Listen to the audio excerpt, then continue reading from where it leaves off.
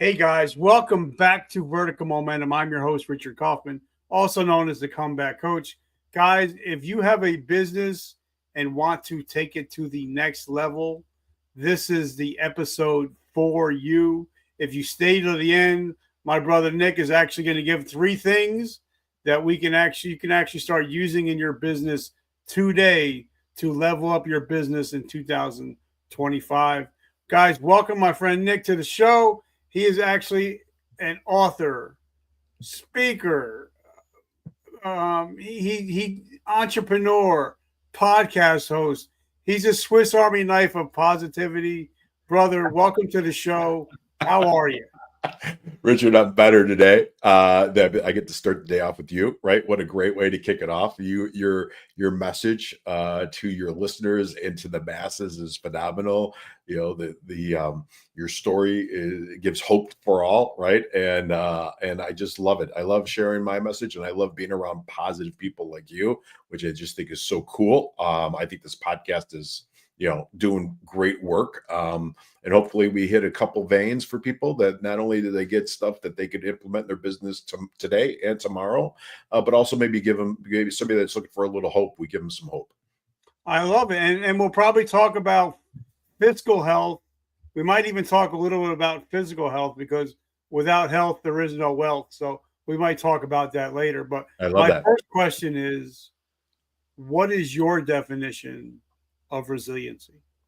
Yeah. So I think a lot about that every day. And I think, resilience comes at different velocities for all of us, right? As entrepreneurs and business owners, we need to be resilient every day and push through. And I remember I was having a conversation in the parking lot of a business with a mentor. And this guy was a very established entrepreneur and very established, been successful. And I said, when do you stop being afraid? He looked at me and said, I'm afraid every day.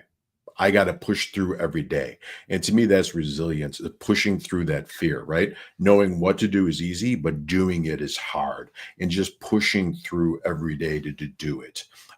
It's easier said in words. Actions are tougher, right? So we have to kind of force ourselves to do that.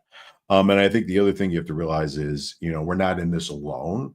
And as soon as you realize that, and you get a support team, you get a support person, you get a coach like yourself or somebody to kind of help you get to that next level, that will help you master your resilience, right? I got lucky. I grew up in sales, right? So you have to kind of be resilient or you're gone, right? It's just, if you're not resilient, it's not for you, right? Picking up that phone every day. I didn't know any better. They said, pick up the phone and make the dials. So I picked up the phone and made the dials and read the script. And you have to be resilient in that. And I think it's the little micro wins that you set for yourself that force you to keep on pushing and pushing and pushing. All right. And now, so like we talked about earlier, I'm a big sales guy. Yeah. I love sales. I've done everything from door to door to selling timeshares to selling burial plots. So I've learned to take a shit ton of no's, but I know that each no gets me closer to a yes. So, but tell us a little bit about your first inroads into sales. Well, it started really young, to be honest. So I had a company probably when I was 14. And we were distributors, i.e. passing out the flyers that annoy you as a homeowner. And so I had people that worked for me, and I would go out and hustle other businesses, and we would blanket areas, right? So I had young kids working for me. We got paid by house. And so that was my first business. So as a 14-year-old, you kind of had to knock on doors or knock on businesses. I got lucky where somebody said yes, and then we just keep on doing it. It's ironic. Later on in life, I had a direct mail company that we were mailing to houses versus knocking on doors. Right after college, I did a typical management trainee program, and then I was in sales.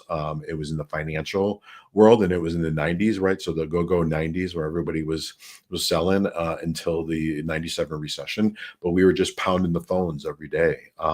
50 dials to 100 dials in the morning, 50 to 100 dials in the afternoon. That's how you built your book of business, calling on people either through D&B lists, Dun and Bradstreet lists for those that are listening, or we bought the manufacturer's guide that's going to age me. But so from your audience right now, everything is so easy to find information. Back then we had the blue book, the manufacturer's guide, and we would be flipping through it and called business owners and just kind of breaking through.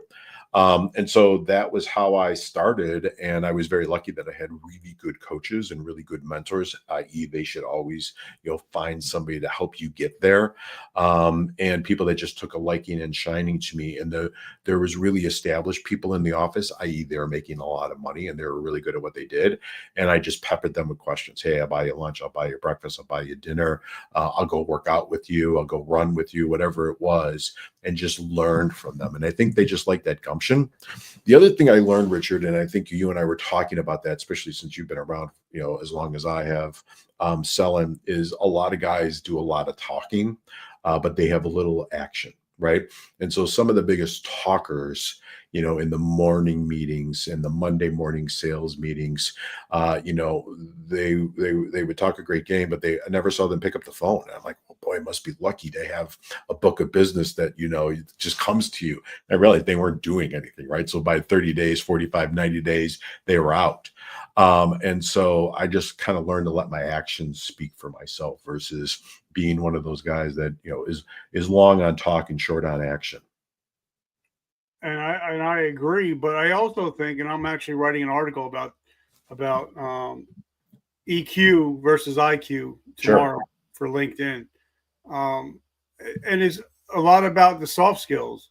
And I think you can agree with this as a podcast host, that sometimes it's what you don't say that helps you get the sale than what you do say. Like for me, I think one of my greatest gifts is I'm able to hear people and listen to people and find out what their needs are instead of me trying to sell them what I think they need. So how important are the soft skills in selling? Critical, absolutely mission critical. So I think active listening, which I think is what you're talking about right there, is a skill set that we just don't learn, right? So you almost have to kind of train yourself.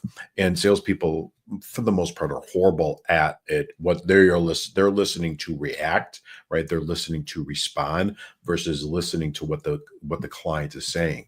And if you do really good discovery, i.e. fact finding, whatever you call it in your business, of finding out why the person's on the phone with you or on the Zoom or allowed you into their house and talking to them face to face, what is going on in their lives. And I think that just happens to be critical, right? So listening. Most salespeople think that they have to steamroll people with their words and with their objection handling skills and with their jujitsu and whatever else that their trainer du jour is teaching today. And it really isn't. It's what you just said. It's really having the high EQ, right? So having a really high emotional quotient or emotional intelligence and really understanding and listening. A great sales presentation, the salesperson should speak less than 40%, right? I'd even say 30%. Just asking really good questions and then listening and let that person speak. And then ask a little bit deeper, right? Just, tell me a little bit more about that. What's going on? And if you're selling something that is commodity, maybe sometimes you don't need to build that emotional connection, really. If it's, XYZ widget and they're going on to call 5 different distributors of that. So, that could be easy. But now I think that bonds with that person and bonding rapport, I think we learn that, but we don't really understand that as salespeople. And I think that's what you're mentioning with the high EQ. That's really what the rapport is and the bonding. We think it's, oh, I see you played football, right? Or I see you like Iowa or something of that nature. That's not bonding and rapport. That's just reciting things that we've seen from visual cues in social media or on somebody's backdrop, right? Rapport is really understanding that person and meeting them where they're at and allowing them to have a safe space that they can have a really good conversation with you, much like you do with your podcast guests. And for me, and before we even got on the show, I followed you on all your social media, not to get anything, but just to get to know who Nicholas is. Yeah. Because I believe that sales is relationships. Mm-hmm. And I'm not a transactional guy.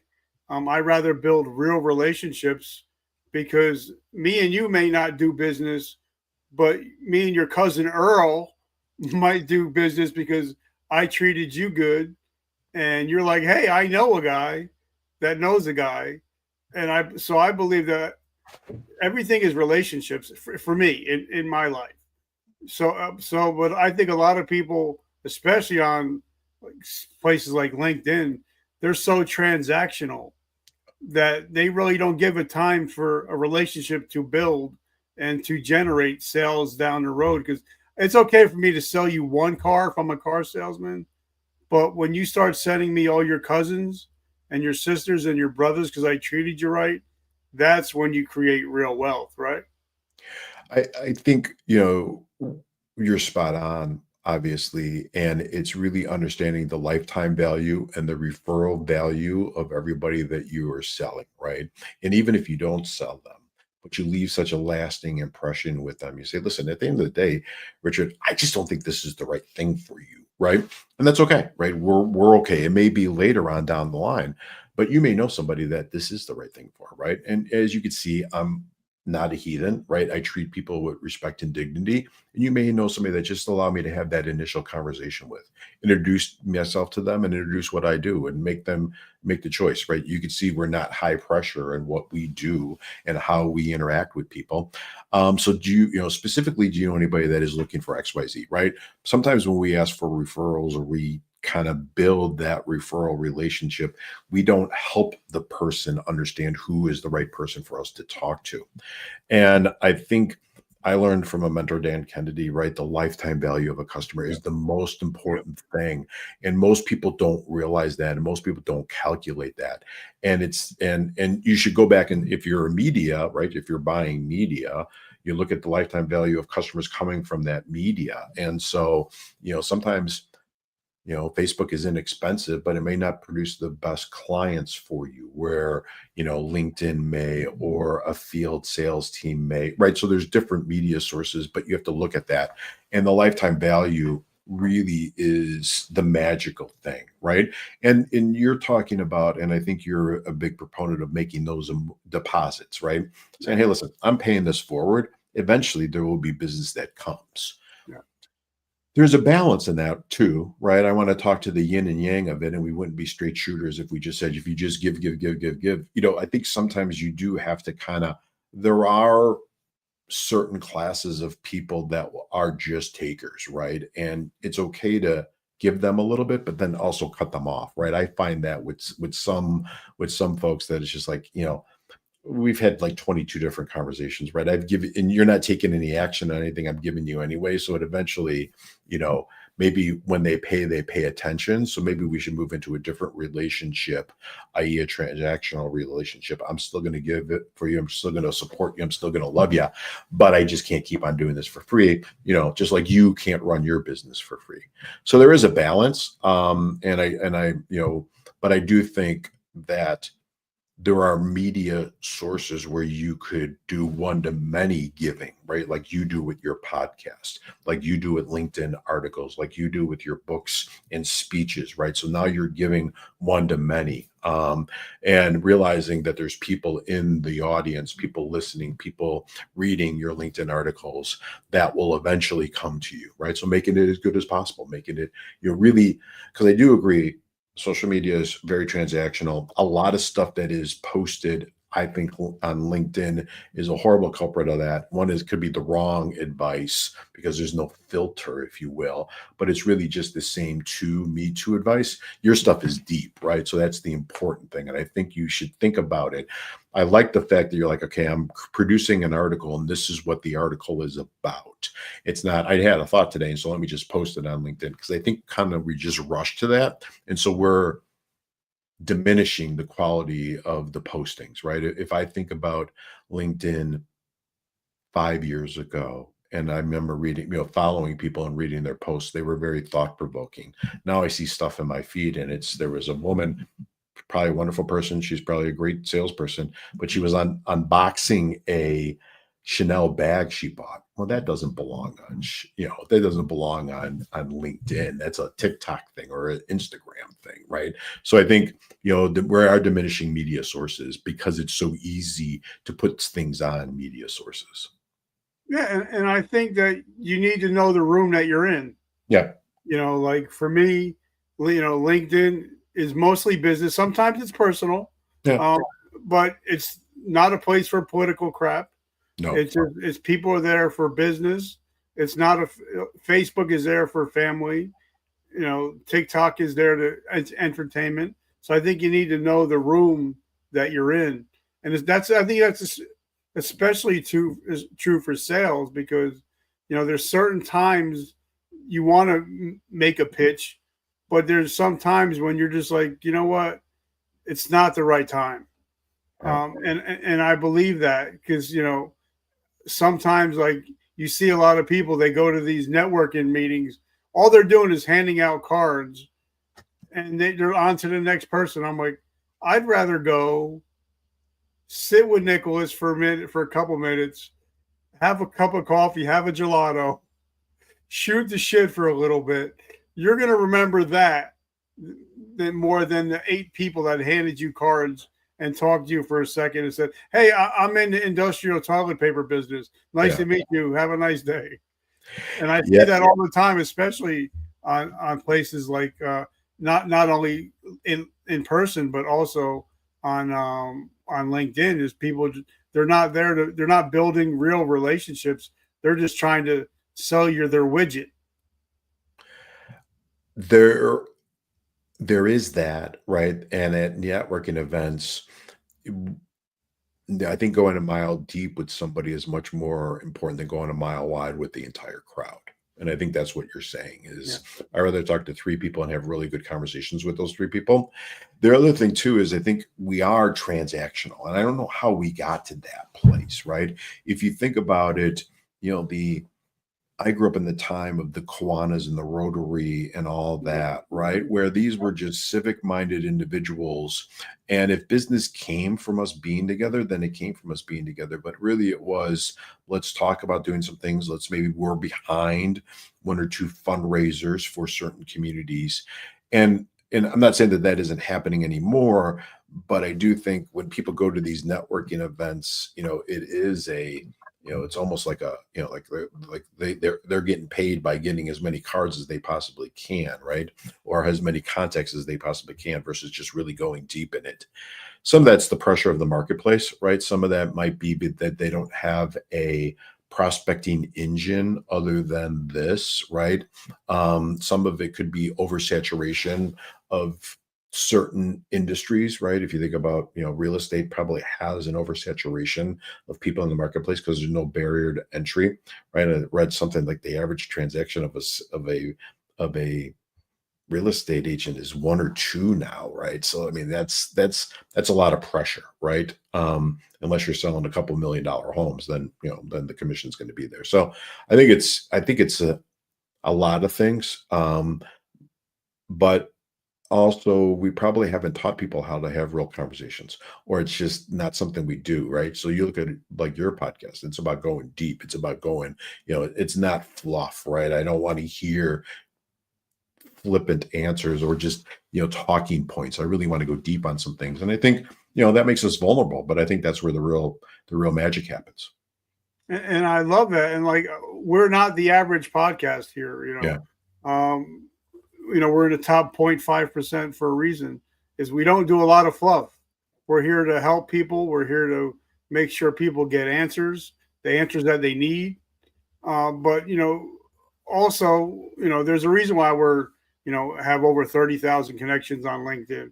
Yeah, I see that. We're all about building. I believe that I can never have enough friends. And if Nicholas needs a roof, I know a roofer. I'm going to put you guys together, and I come out the hero because you had a need, he had a way to fix that need. I put you guys together, and I think if we start thinking of it like, because I'm a knight with the Knights of Columbus, And I believe that the more value I bring to this world, the more value I get in return. The world actually gives you what you put into it. And so I think even in sales, the more honest you are and the more integrity you have, the more successful you're going to be in sales for the long term. Correct? I think wholeheartedly, right? And trust, right? Trust, and you do what you say you're going to do, both to yourself and to the marketplace. And I think that's where it's at. And I think sometimes that people we're quick to give answers, and we're probably not going to fulfill them, right? We're even to ourselves, right? We're quick to say XYZ, right? And I think a lot of it could be, like, you think about your background, right? Coming from the Army. Well, you didn't do what you said you were going to do. There was dire consequences for that. And so to me, that's innate in you, right? You also kind of grew up in the fitness world, right? So you had to have that intestinal fortitude and the modus operandi to really fight through and do what you say you're going to do and show up for your clients, and help them through, because it's easy to say, yeah, I'm going to work out, but are you really? Did you show up? Right. And then did you work out with intention? And so I think that's, really the important thing. And I think that one of the major things in sales is, maybe it goes back to what we were talking about before. People sometimes will say anything. I mean, it's like, and some of it could be the environment that they're in. Maybe it's a pressure cooker, or maybe it's just that they weren't trained, or maybe it's just that that's the modus operandi of the company that they're dealing with, right? So, really,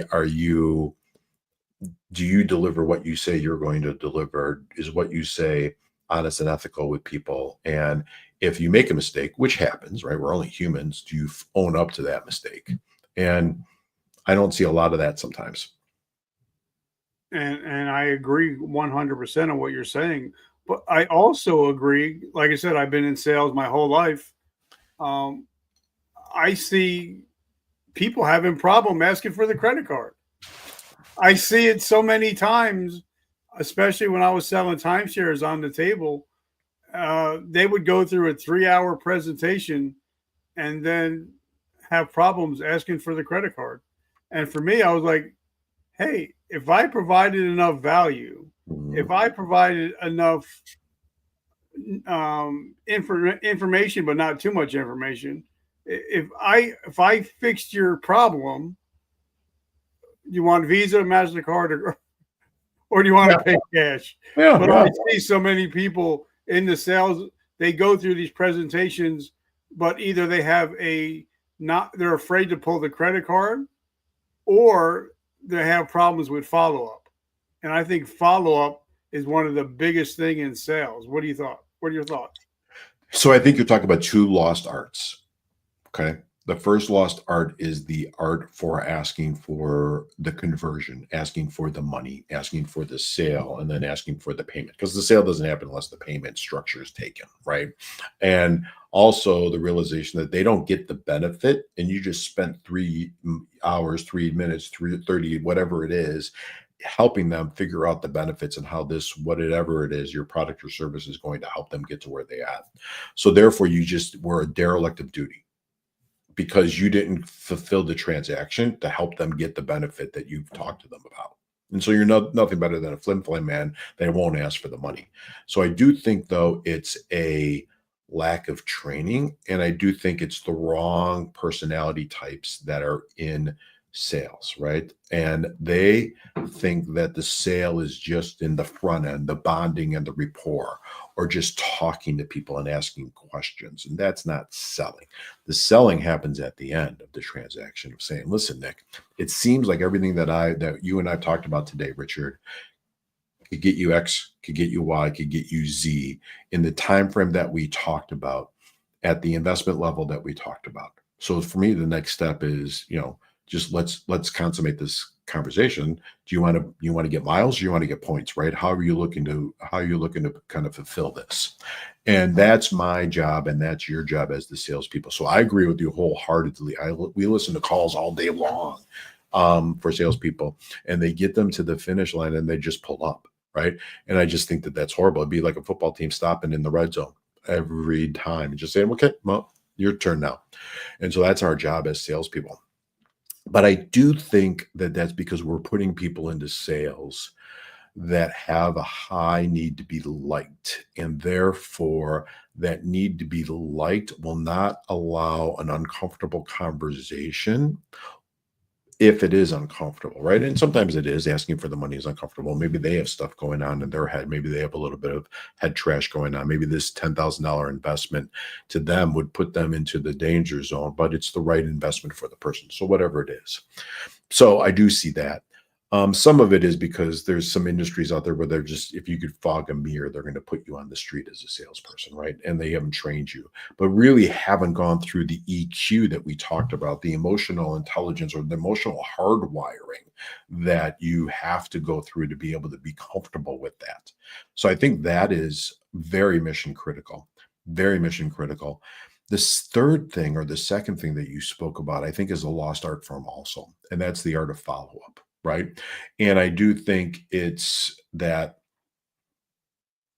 I don't know why, right? I don't know why. I had one mentor that told me, it's like, listen, sometimes I'm really bad at opening, but I'm a son of a bitch on follow-up, right? And I think if you've done the right thing, you've earned that position to follow up with them, and it's their decision to say yes or no, right? Or it's their decision to say, yes, I'll give your company try versus XYZ company. Or it's their decision to say, yes, it's now time to do that.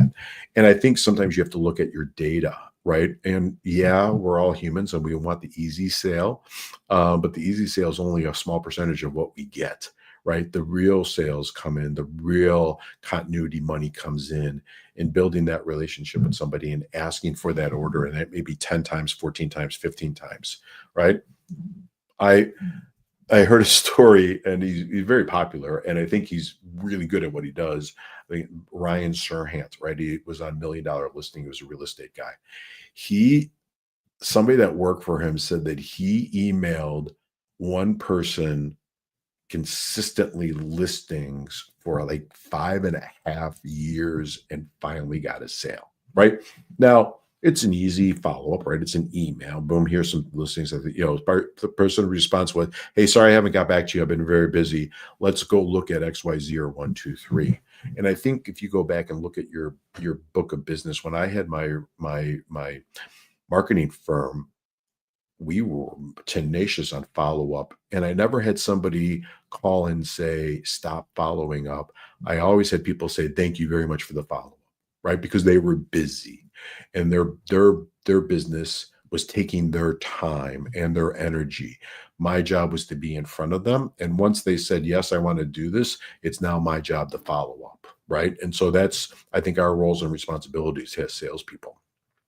And I agree 1,000%. And like my friend Steve D. Sims talks about in his book, Blue Fishing, that sometimes when everybody's going left, sometimes you got to go right. Like I know when we hang up with this phone call, when our interview's over, I'm going to be sending you out a handwritten thank you card. Yeah. And nobody gets handwritten thank you cards anymore. Yeah. And a lot of people I've written cards out to say, I just hung it on my refrigerator. Now when people come to my house, they're like, who sent you a handwritten thank you card, or what holiday was it? But I think that's the magic of follow-up, where once we hang up, eventually I'm going to be seeing your post and I'm going to be like, Nicholas, that's a great post. Yeah. Love what you talked about. Or Nicholas, I see it's your birthday. Happy birthday, my friend. That, for me, that's the follow-up that keeps you on top of people's minds, is when you do the things that other people aren't willing to do, right? I agree. I think you hit some very key points. And I don't know if it's lack of training. It's that we came up in a different time, right? Every sales call I went on, if it was a first call, second call, third call, we were trained to write a follow-up thank you card, right, to people. Thank you for your time today. It was great to connect. Here's my card. Here's a couple different ones in case you run across people that could do that need what I talked about. And I think, unfortunately, a lot of times it's just executing the basics, right? That's just common courtesy, what you talked about.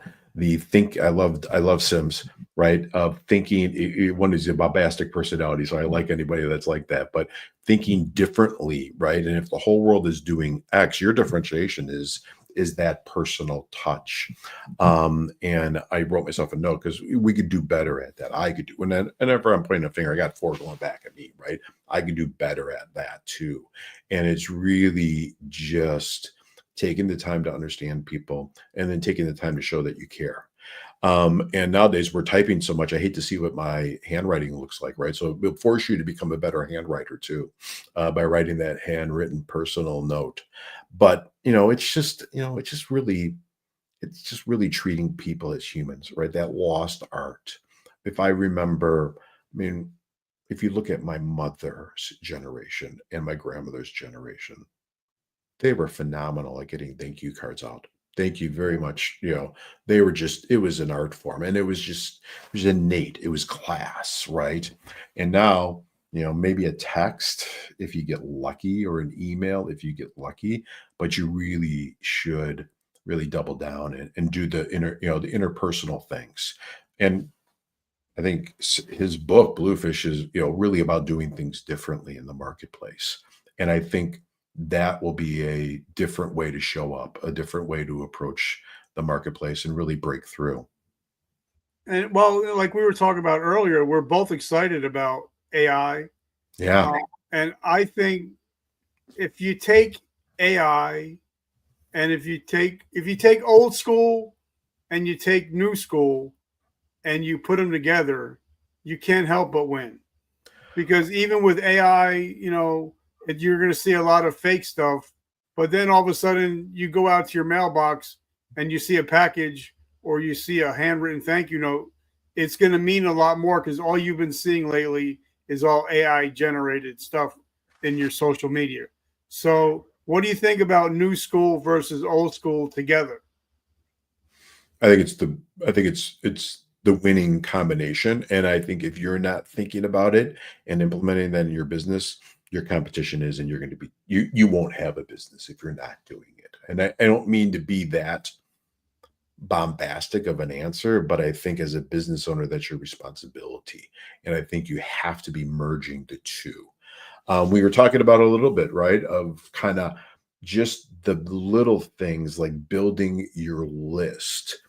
AI is so much better at that than when we were coming up, right? We were buying lists or creating lists or buying, directories. I think just helping you craft your message. Now, I still think you need to tweak it as a human of crafting your marketing message, but I think it helps you get to at least somebody's doing the heavy lifting of the thinking of what's going on in the marketplace in the mind of your consumer, right? If it's a B2B or B2C, it doesn't matter. It's still a human. So what's going on in their mind, just like we learned from Robert Collier, enter the conversation going on in their mind. And I think it allows you to really understand your ICP and things of that nature. I think there are things you could do for the busy work, right? I do agree with you, Richard, and I do worry on the AI voice, right? And the AI video and what negative repercussions that will have, especially for the elderly, right? I think about my parents, if they get a AI voice call from one of my children and it sounds real, they're going to think that it's real, right? So there's the negative, right? And the negative, hopefully the positive outshines the negative, and we just have to stay in front of it. But that's always been around since the dawn of time.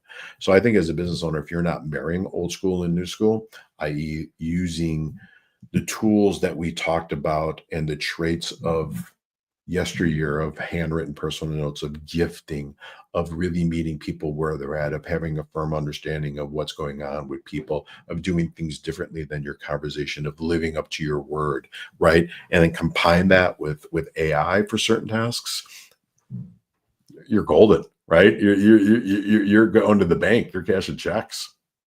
Yeah, and a lot of people, a lot of people ask me, well, why do you have AI? Why do you use AI? And I'm a big Chat GPT guy. I love Chat GPT 4.0. Yep. But a lot of people ask me, well, why do you use it? And I'm like, I don't know. How come when I go to my lawyer, I got to talk to his assistant first. Why, when I go to my doctor, do I got to talk to the physician's assistant? I hired ChatGPT as my assistant, not as a crutch, but to help me do the heavy lifting, the monotonous stuff.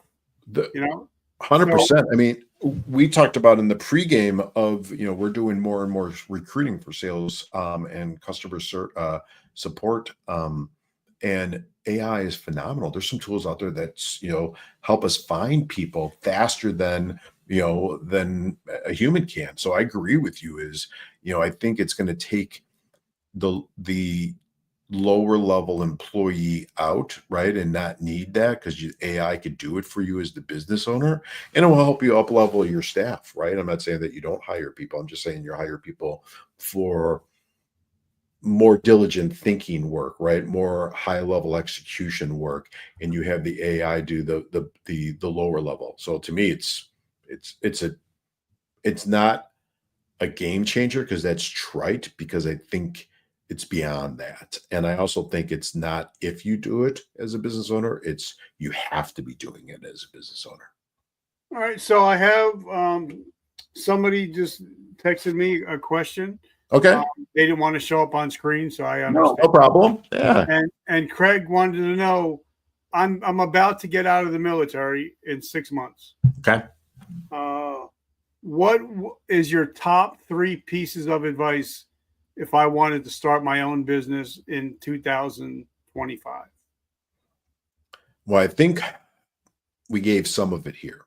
So study a market that you have an affinity for, or that you want to serve, or study a market that you think is completely underserved, and think about how you could do things different, right? Much like we talked about Bill Sims.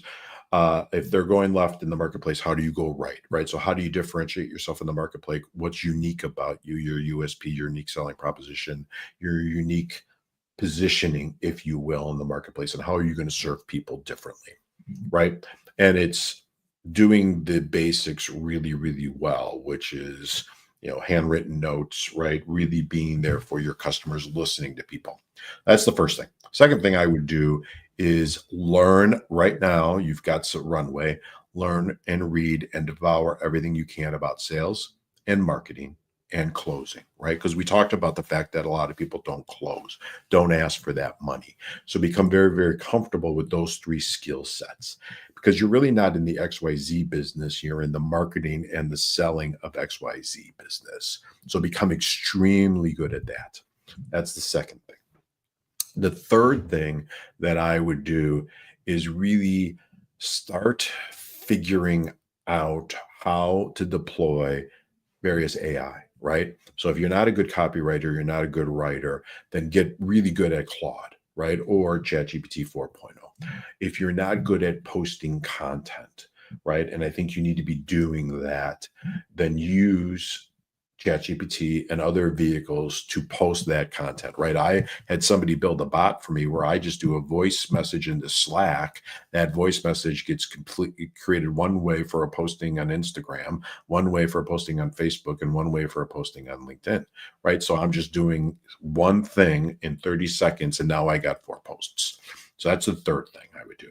The fourth thing, which is a bonus, because I know he asked for 3, so we're going to give him 4, is I would start really realizing that my connections is my biggest asset that I could create, right? In business, we say the list is the biggest asset. You don't have a business yet. So now just really go out and really connect with super high level connections and build up your network and realize where am I going to use it, right? So you and I, Richard, we talked a little bit about this. We use LinkedIn, right? You've done phenomenal, 30,000 connections. I mean, I get inspired to that. I think I'm at 12 or 13,000, and that's a yeoman's work, right? But great job on that. So emulate that to our listener. Second thing is maybe you're going to be on Facebook. So really start building up right audience people and connections or people that can help serve you, and Instagram, right? And think about TikTok, right? So media is inexpensive nowadays. And so the key is build up as much as you possibly can and realize their connections,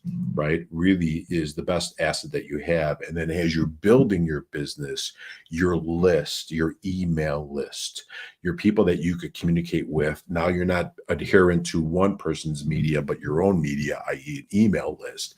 That's now becoming one of your best assets. So those are three really, really good things that I would do.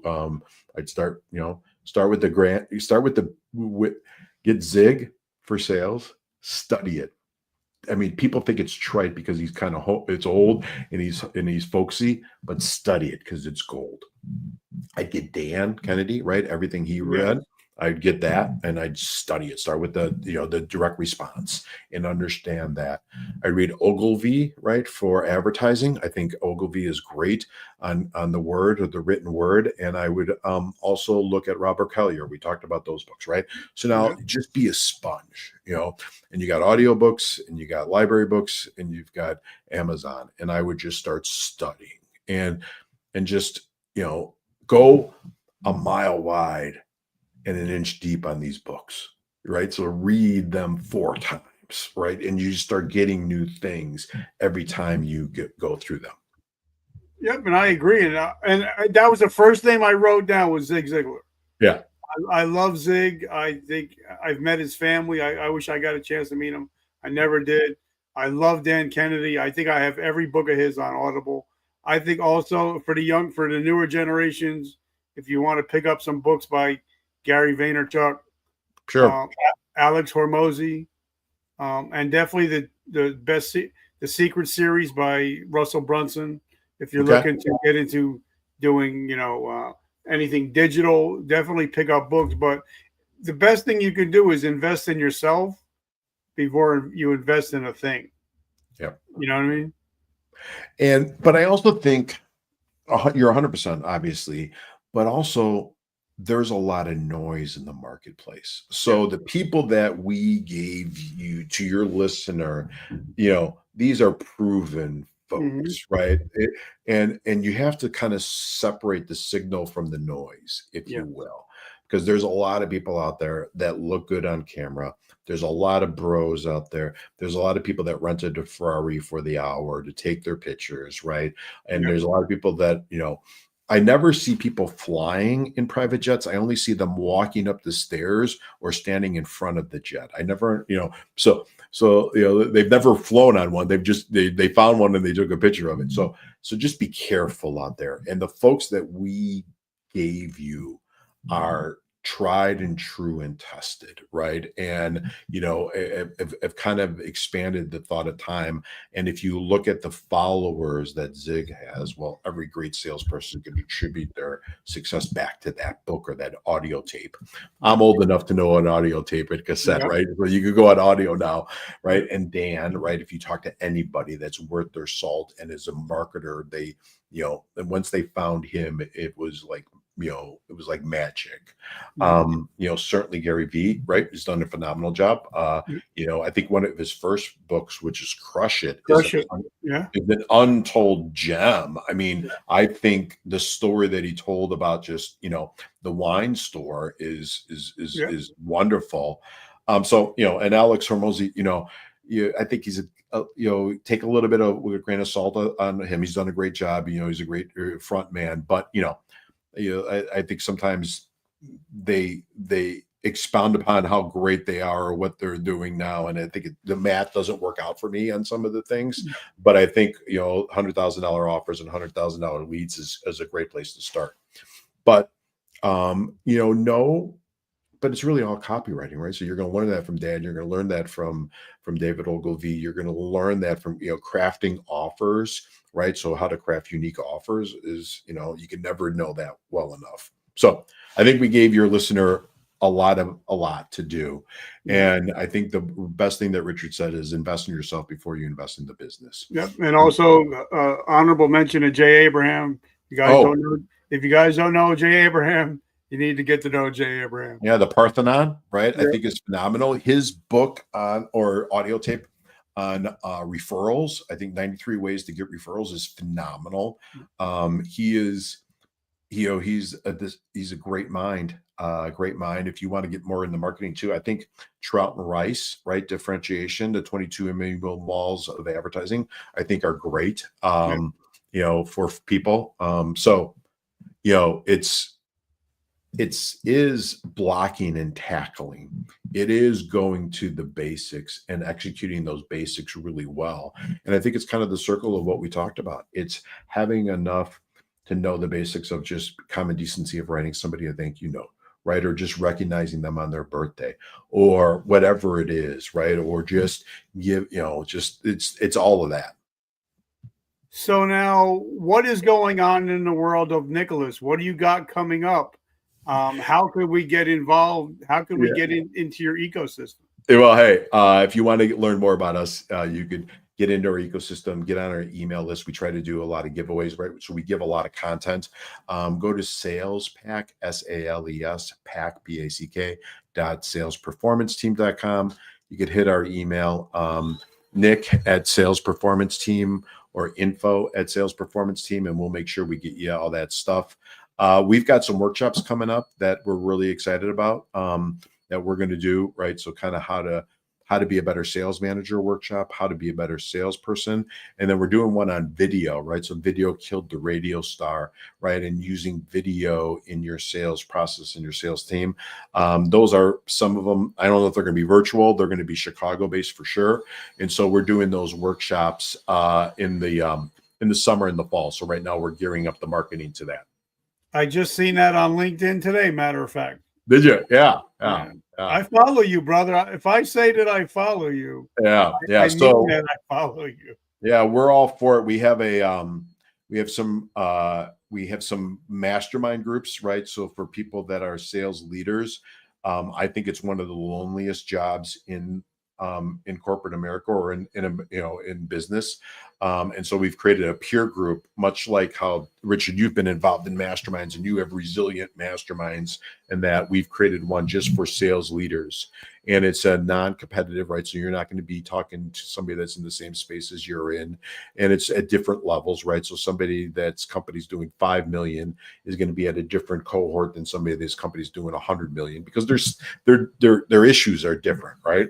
So that's the thing that I'm excited about. And that's one of, these are all ways that we'd like to give back to people. And you are an author also, aren't you?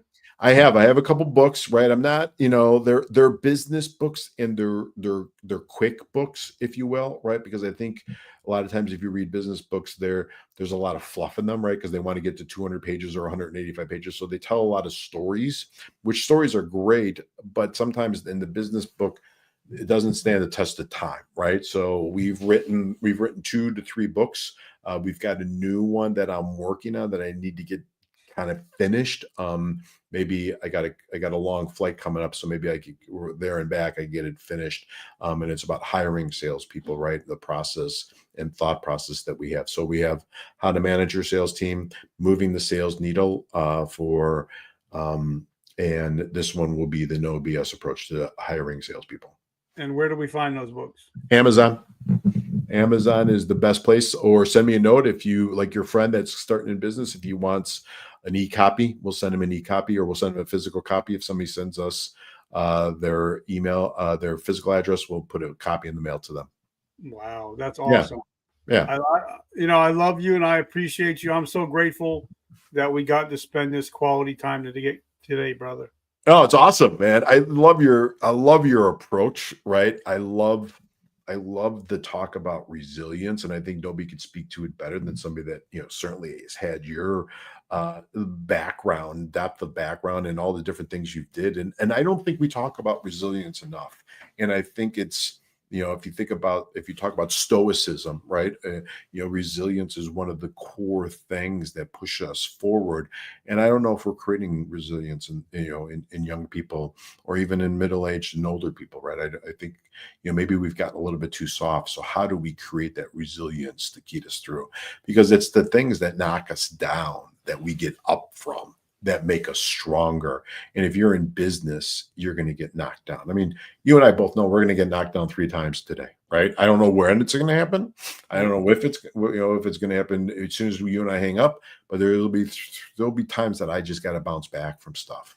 And it's easy to shut down. And I've done that, right? It's, I've had points where I just shut down and did the wrong things to cope, right? Whether it was eating Oreos, or, McDonald's or that, but you got to be resilient. So I love the podcast and I love the message of resiliency. And I don't think we could talk about it enough. And I'm so grateful and humbled. And guys, like Rocky said, you get knocked down 7 to get back up 8. And that's what it's all about. But guys, the way I end the show every week is, I'm a big Joel Osteen guy, and something that I love he said is, every morning we wake up, we have a choice. We can either be a victim or we can be a victor. And if you guys listen to this show, you're no longer victims of your past, but you're victors of your present and future. So thank you guys for always showing up, and thank you guys for what you do.